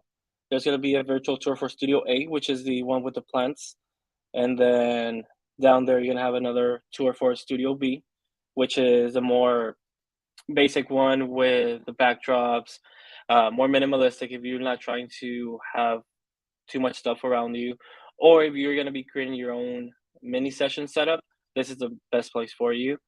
This one's 700 square foot, 720, and then this one's like 900. Uh, so on the website, super easy. Book now. Choose which space. Choose the time and the date. You pay ahead of time. If you do have to reschedule, you just have to let us know. Like I said, if it's one time, two times, just depending on situation, um, we can reschedule for you. But if it's just a continuous thing, I do tell a lot of photographers that like to shoot with models and they complain about them flaking. We cannot pretty much lose out on our time slots because someone flaked on you. So either collect a deposit or try to book someone that's going to be that you know is going to be there, especially because you're using your time and money. Um, so yeah, you go on the website the125. Like I said, we have the tours in there. You can book there. Um, we also have Instagram studio.125. In there, same thing. You can see what other people have created. Um, and don't be scared to reach out to them or reach out to me. Maybe I know how the photo came about. Um, but yeah, if you have to reschedule, we can do same days reschedules if that's something that I feel like it has to be done because you never know what happens. Um, and then, like I said, as far as booking, we are going to change it to same day booking within an hour. And the way that I'm moving the studio is to be more automated. So you show up, you'll get a code, you punch in your code, you go in, you have your shoot done. Once you're done, put everything back in place, uh, head out, press the lock button, and pretty much you're done. So if I was running late, it wouldn't affect you because I opened the door for you and you're there. Um, so we're gonna make it super easy for everyone to just be able to book whenever. We are gonna be open 365, basically every single day, even on holidays. Just because I don't have to be there, you can still be there. So we're gonna be open every single day. You never know what happens: rain, hot. Someone decides that they want to do a studio because clients change their minds a lot. So we'll be there for you. And as far as closing thoughts, like I said, is just ask questions, become more of a community. I feel like San Antonio is very competitive. It has always been very competitive. Like you hold on to your secrets, you hold on to your locations. If someone asks for a studio or a certain service, they recommend only the ones that they kind of like because they have friends there or they know those people. Um, but if you kind of recommend everyone around, it'll just grow the whole community as in photography. One shop that I love going to is Precision Camera in Austin, and the people are so nice, so inviting. I feel bad if I don't buy something. I feel like I have to buy something just how nice they are. Um, and they have classes in there. It feels more like a community. Um, and I travel to Colorado often, and I go shopping to the vintage shops. One thing that happened to me so often is the own vintage shops will be like, "Hey, are you looking for this type of vintage? Go to this shop. Are you looking for sneakers? Go to this shop." So they recommend other shops amongst each other, so the community grows. And I mean, their vintage community is so big. Um, so that's what we have to do for photography, for creatives, for studios, for anything that we do, like print shops, because we're all small business and kind of like comes out of our own pockets. So just helping each other out is always a good thing.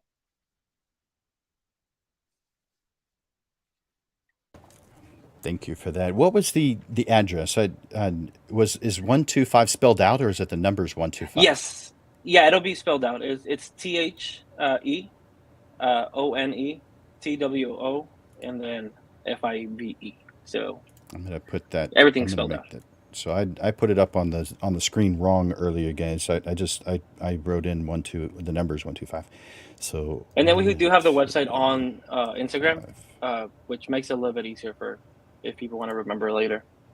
And we do have links also for the virtual tours, which makes it super easy to walk the space before you're actually there. Because over COVID, people wanted to check out the space, or with gas prices right now, I live all the way by SeaWorld. So for me to drive downtown just to show the space can be a little bit pricey.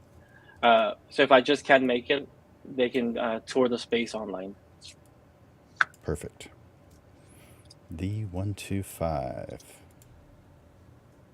Yeah, .com. that'll be the one. Okay. Perfect. Yeah, that'll be the one. Thank you, Vic. I appreciate it. All right, so let's ask the same question now of Randy.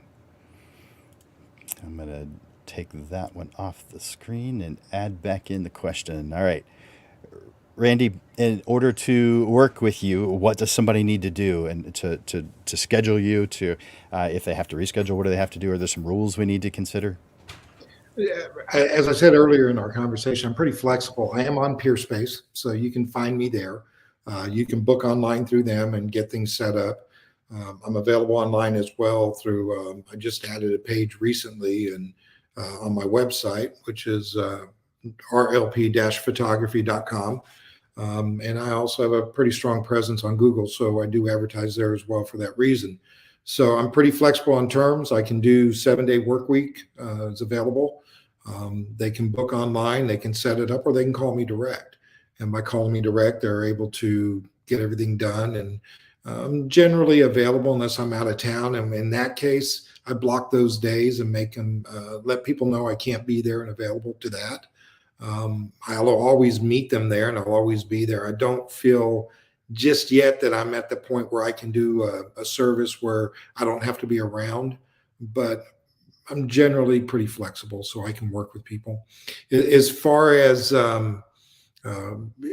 whether or not they're going to be able to cancel or reschedule, that can be done. I limit that. I like to go no more than 2 cancellations because I feel like if you can't make it work, either you don't have control over your client or don't have a good communication with them to where all you're doing is spinning your wheels. And at that point, it generally doesn't make for a good shoot anyway. So I would rather keep it no more than 2 and make sure that even if you had to spread it out 30 days later or 2 weeks, you can do so. But like Vic was saying earlier, we don't refund on our part. We're reasonable in our costs, so we don't feel like we should refund monies, but we do feel like we can be flexible as far as rescheduling goes, and we limit it to 2. Beyond that, I'm pretty open-minded about a lot of things as far as coming to be able to work and shoot and do the work that is necessary for the photographers and create a good, safe environment for everyone to work in. And as far as the rest of it goes, the takeaway for me is the fact that I'm able to be a part of this show and get to know you and Vic and JR and be able to hear what they have to say and how they are and how they do their business and the business model that they offer and what they do is pretty amazing. I'm new to the San Antonio area and I didn't really know that that many photographers here, and I'm starting to get to know the my competition. I'm starting to see who I think is a really good photographer, and it's an opinion really at this point that our skill sets are different. I'm starting to see what is out there, and like I said, looking at your studios and especially JR's, I think I'm just going to camp out at his place tomorrow and see if I can be a part of it. But beyond that, I think San Antonio offers an incredible array of photography. It offers an incredible array of creativity. I think that this city, and especially on the outdoor areas and some of the places I've been to shoot and work with clients, are pretty fantastic. And staying away from the obvious choices like the Riverwalk, that sort of thing. There's just so much to offer a client to be able to work and provide a great quality environment, and more importantly, amazing imagery. So I think the photographers that are part of this and continue to be a part of your show are going to see that creativity, different working environments, studio rentals, things of that nature are always going to be a great thing and resources for photographers. So thank you for inviting me and making me a part of this. I really appreciate it. Of course. I mean, you've got so much to add and you have so much of a willingness to help others. You've been doing this for a long time. You mentioned that you've come across people who were a little closed in their willingness to share. You've clearly shown the opposite, and of course, each one of the panelists tonight are the same. They definitely love helping other photographers out. It's their passion, and it seems like something that's a little bit on the important side. If you're going to open up a studio rental facility, you've got to care about the people who are coming in there to some degree, and it shows. As far as the 3 of you, it shows it to a great degree. So thank you for all that you're doing. Thank you. Appreciate it. Of course. All right. So let's ask that same question of JR. JR, You got something good there? Oh, hey, like Randy said, Randy, if you bring the meat, hey, you and Vic come over. I got the drinks, man. We're always eating over here. Hey, food photography, we're good at doing that. We love to Love it. eat over here. Love it. So, how does somebody work with you? How do they rent? And are there some rules they need to be considering? um, well, everything is pretty much kind of like the other two gentlemen here. Like it's automated. So if you want to book, just you don't even have to call. Just go to saprofessionalstudios.com, or you can just go to our Instagram, go to our Facebook page, click on the website, and then you're just going to see a big tab that just says like book now, and then our calendar is live, so it's going to show you in real time what areas, like what time and date slots are available. So right now we have a minimum for hourly photographers or creatives. It's a minimum of 2 hours.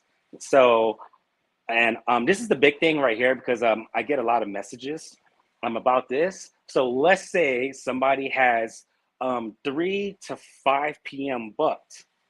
You can't book from 5 p.m. to 7 or 8 or 9. There has to be a 30-minute buffer time, to clean up. But also, I allow people to come 15 minutes prior so they can set up their first time. They can kind of get a layout of the area. So you can just go online. As far as like reserving backdrops or the props, everything is automated. So I use a program called Super SAS. This was all set up from Debbie Nelson. So I didn't change anything. I'm just basically just continuing the legacy of what was already presented before me. Everything is just automated, so you can just read the contract. Everything is there. If you need to like book, it has to be 24 hours in advance, and that's the only other stipulation. But other than that, though, you can call. If we don't pick up, then leave a message, and then somebody's going to respond back within 24 hours, because I do have multiple businesses, and then like everybody is doing a lot of different things. As this is not just my only business. A lot of times I'm across the street in the other building. But one takeaway that I can say about photography, whether you're new, whether you're experienced, it does not matter your skill set. The takeaway that you guys need to understand is you need to do this for passion. You need to have fun. You need to do this for the love and the thrill. I can't stress this enough, because if you're working for money, remember what we're doing is there is no manual. There is no SOP on what we're doing. We have to be creative. So you have to have an open mind. You can't be stressed. So it's like if you're doing it for the money, you're gonna fail. I mean, there's no other way. Like, you have to do this for the passion, because when you do this for the passion, and when you do it for the love, your clients are gonna see it. The other people they're gonna feel it around you, and then you're gonna get that organic growth. Even though, like, I'm a marketing company, I don't pay for marketing. I don't pay for advertisement. I haven't even been doing this for 2 years, and I'm already on my third business right now, because I love what I do. I'm here all the time. I'm going to help you, and I will give you all the secrets. There is no secrets, because like I told you about 40 minutes ago, this is always evolving. What we're doing is always evolving. The industry is always changing, and there is no competition amongst us. I only have two studios. If it is packed, and sometimes it is, I'm gonna like refer like other studios, like, hey, You can go over to Randy's studio. You can go over to Vic's studio at 125. You can go over to the Alamo. You can go over to Grey Goose. You can go over to Teresa Satterwhite's studio. There's so many more. There's 2 million people in this city. So like that's the most important thing, guys. Do this for the love, do this for the passion, and I promise you the money is going to come. And that's it. If you have any questions, you guys have my hit me up on SA Professional Studios. My staff will respond, or I will respond, or you can hit me up directly at JR Daze, and I'm going to respond, and I'm going to help you out, because if you thrive, then I'm going to thrive. Thank you. Good job, JR. That was good. Yeah, so man, we have definitely put together a group of 3 people who love helping San Antonio photographers. I just love seeing that. And I'm going to bring each one of you, bring all of you on here at the same time, just so we can see all of these faces. There are a handful of studio rental places in San Antonio. It's not a large number. There's 3 that are represented here, but there are more. There's the Solarized studio that I spoke with also, but I needed 3, and well, anyway, so there's others that are out there. Alex with Solarized Studios is another one that I spoke with. So thank you guys, JR, Vic, Randy, thank you so much for investing your time into the San Antonio photography community, not just for the Portrait Profit Show, but period, because I know you guys well enough to know you are investing your time, your blood, sweat, and tears into more than just yourself. You are uplifting the San Antonio photography community. And so I say thank you from all of us for helping us look like heroes. Thank you. Glad to be a part of it. Appreciate you guys. So thank you guys for being here. I've got a few things to do to close this, but thank you guys so much for being here. All right, guys, you're welcome to come out to the studio anytime, guys. I told you, I'm out on your doorstep. Let's have some drinks. No, literally, I literally like cater. I like to work with other business owners as well, because I want to continue to grow and continue to thrive, and also I'm an investor too. So like I want to invest, and actually my takeaway, as Jim already knows, is I want to actually just create a bigger studio. We need to compete against Austin. Like I'm tired of everybody going to Austin, Dallas, Houston. We have so much talent here in San Antonio. We have a lot of Californians coming here. If we all get together, we can grow. I like your thought. I'm willing to work with y'all. I can't do all of this myself, and I haven't done it all myself. I've been here less than 2 years, and I'll be lying if I said I did everything myself. It's because of the love and the compassion of the community. Even when I came here, I was able to reach out to people like Jim. Hey, I'm a newbie. What can I do? And because of Jim, his nice persona and his knowledge, he was able to help me grow and as well with everybody else. So you guys, mi casa es su casa. Well, I'll definitely be coming by to see you, so just plan on it, okay? Yep. And Vic, you got to teach me how to keep a plant alive, man. Dude, I can't even keep a cactus alive. It's horrible. Yeah, I'm a loner, so all my time goes to the plants in the studio.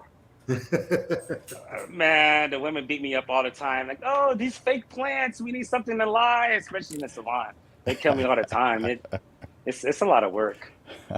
That's why I like snakes. I only got to feed them once a month.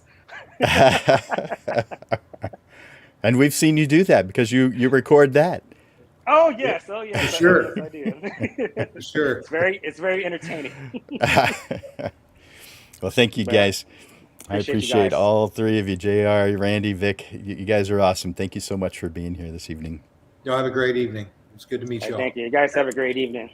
All right. Oh, man. Good, guys. Thank you so much. You guys who are watching, thank you for being here as well. And all the comments, there's so many comments in here. So I might even bring up a couple.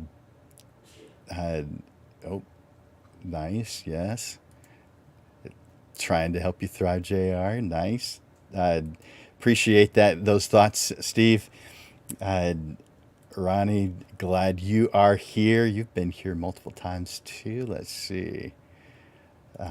Debbie, how you doing? Glad you're here. And Jero, good. Added everyone on Facebook and Instagram. Smart. Let's see. Uh, Looks like Tiffany's going to be reaching out to Vic. Good. I agree. There is a lot of support here. I totally agree with that. And there's a whole bunch of other comments in here, and I appreciate every single one of them. I want to share with you guys the shows that are coming up. So let me tell you about what's next week. Every Monday, we have the Portrait Profit Show. And so, of course, I'm encouraging you to come. It's totally free.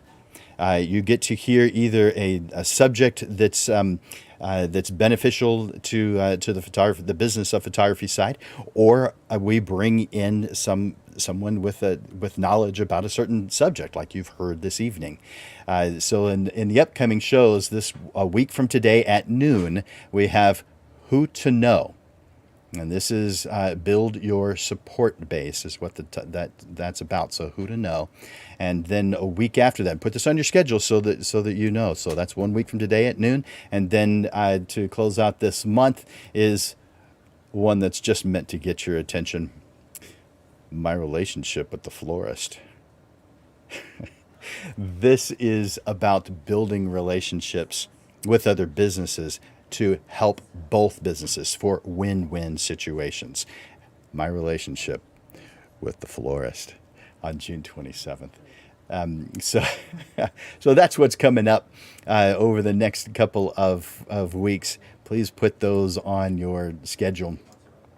And let's see. Amanda from Digital Pro Lab is here with us in spirit today. She's dealing with a couple of IT issues that really needed her attention. Otherwise, she would definitely have been here. But she's with us here in spirit, and so the team. We always like to acknowledge the team at Digital Pro Lab because they are working every day, just like the three panelists we had today, Vic and Randy and JR. The team at Digital Pro Lab is making us portrait photographers look like heroes. They're doing their part. And so thank you, Amanda, and your team at Digital Pro Lab for making us look like heroes. I think I have brought up the things that I needed to bring up.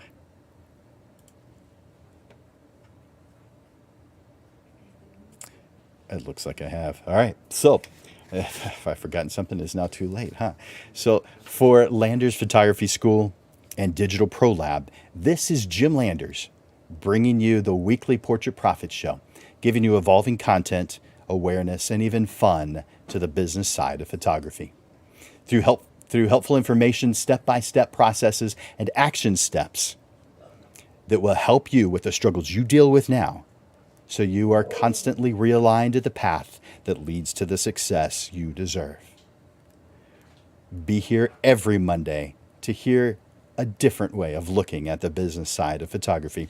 Thank you for investing your time in the Portrait Profit Show. Bye for now.